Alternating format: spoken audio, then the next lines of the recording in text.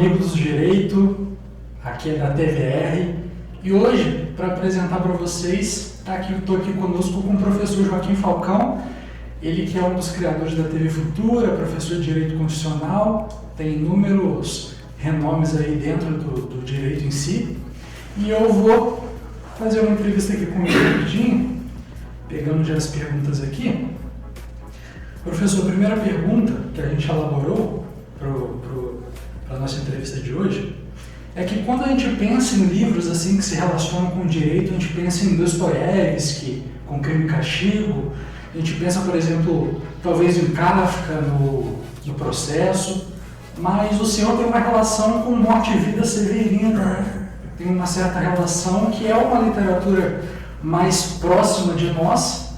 E como que o senhor vê essa relação hoje em dia? Assim, o que significa para você ter a literatura brasileira junto, nesse sentido, do direito em si hoje?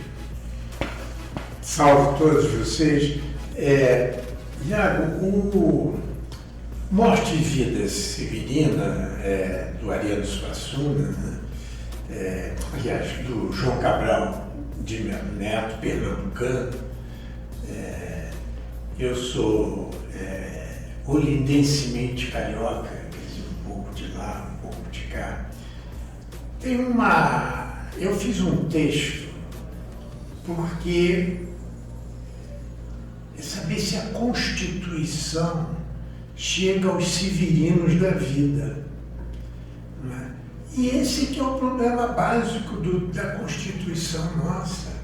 Ela foi feita há 35 anos.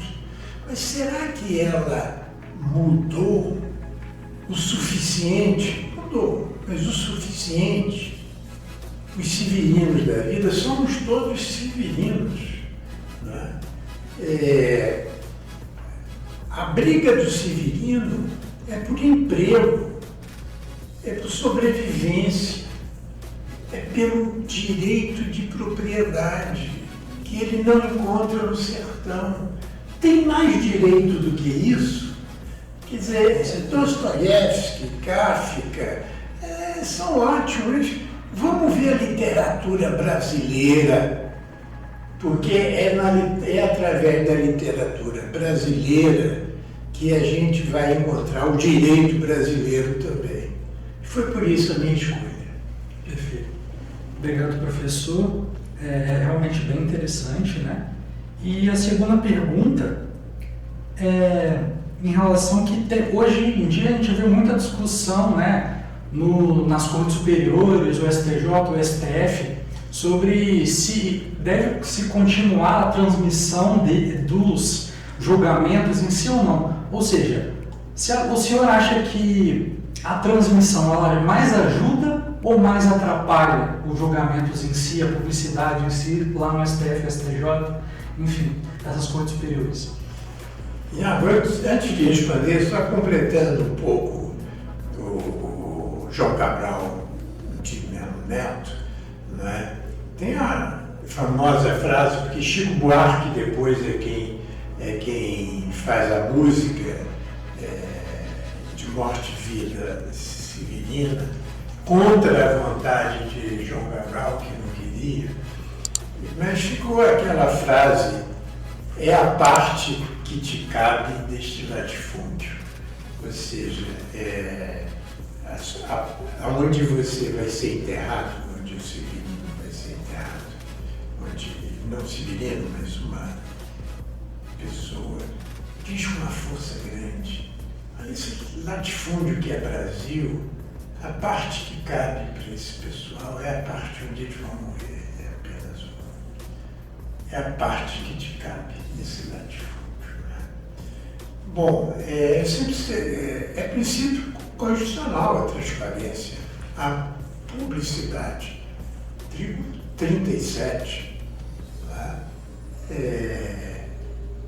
Eu sou absolutamente a favor da transparência. Não somente porque você educa juridicamente o Brasil, não é? Você educa, as pessoas começam a se acostumar com os argumentos conhece os ministros que vão julgar. É importante. Quem são eles? Quais os pensamentos, quais as ambições dele? Qual o temperamento, qual o caráter dele?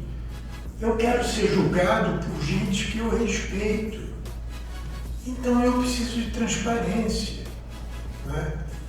Evidentemente que isso tudo depende não somente de transmitir ou não transmitir, mas também da atitude dos próprios ministros.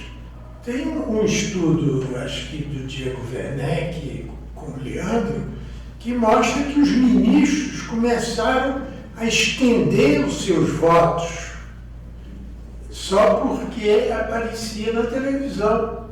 Aí é um mau uso da transparência.